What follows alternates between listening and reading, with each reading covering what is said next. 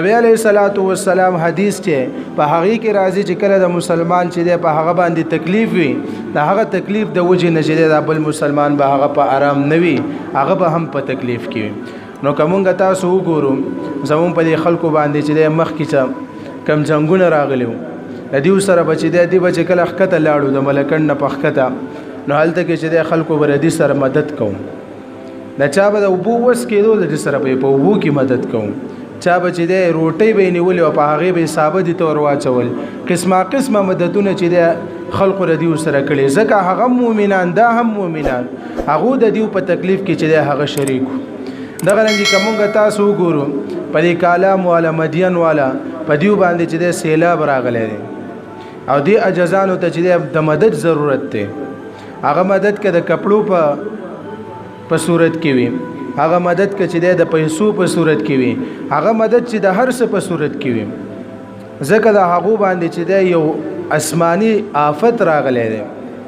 او د هغه چې د هغه د وجنه هغه ته تکلیف رسیدلی دی نو د دې وجنه د هغه سره قسمه مدد کول د هغه خیال ساتل دا زمونږ تاسو باندې لازم دی ځکه حدیث شریف کې نبی علیہ الصلوۃ والسلام فرمایي تاسو مؤمنان چې نو دا د یو وجود په شانتی او چې کله په یو وجود کې په یو ځای تکلیف وي نو دې وجود د وجنه بچی د دې تکلیف د وجنه به دا ټول وجود چې د په بے آرام وي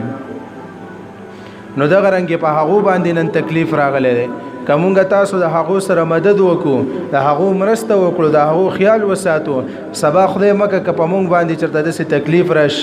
نو زمون سره بچي بیا خلک مرسته کوي امداد وکړي نو د مسلمان په مسلمان باندې حقونه دي بل حدیث شریف کې راځي نبی علیہ الصلوۃ والسلام وسره یو حق سیوا کړی دی هغه حق دا دی چې کله یو مسلمان د خپل کور نه وځي نو د بل مسلمان لپاره کار دا دی چې د خپل ورور د مسلمان د کور حفاظت وکړي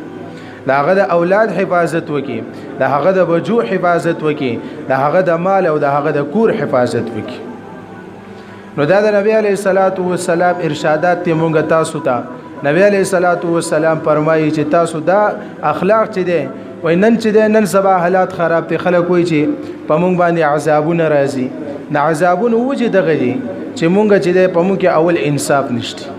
ظلم کو دا چا چې څومره وسره په خپل وس مطابق په بل سره ظلم کوي او چې کله مونږ د دې ظلم نه قلار شو بل خبره دا ده چې مونږ چې د نبی علیہ الصلوۃ والسلام طریقې بزان کې نه راولو د نبی علیہ الصلوۃ والسلام تور طریقې 10% په دې امت کې راغلي دا حالات چې دا به بالکل ټیک ټاک چې بازار ته د نبی علیہ الصلوۃ والسلام په طریقه تل تجارت د نبی علیہ الصلوۃ والسلام په پوره ژوندۍ کې چې تجارت کړي دي شام ته تللی دي قسمه تجارتونه کړي خو چا سره ظلم نه کړي بلکې یو کس وی چې په یو موقع باندې نبی علیہ الصلوۃ والسلام نه چې چا قسم ورکو چې ته قسم وخوره چې تا دا سیس په دې اغسته هغه چې زه ولې قسم وخورم زه دروغ نه یم دا سیس چې دا ما په دې اغسته نن سبا زمونږ بازارونو کې خلک چې د قسمونه خوري چې زم ډوډۍ ترخ کړي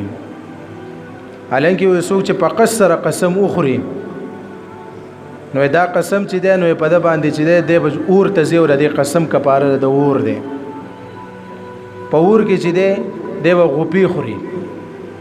او په د باندې چې د قسم کفاری دی نو نبی علیہ الصلوۃ والسلام د قسم نه چې دی او بل حدیث شریف کې راځي مشکات شریف حدیث ته نبی علیہ الصلوۃ والسلام فرمایي چې تاسو اسی قسمونه مخورئ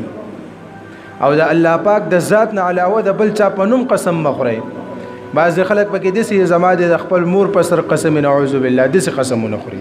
اما د خپل پلار په سر قسم د سي قسمونه خوري نبی علیہ الصلوۃ والسلام فرمایي تاسو چې دی د الله پاک د نوم نه اول خو قسم مخورئ چې ډیر ضرورت رش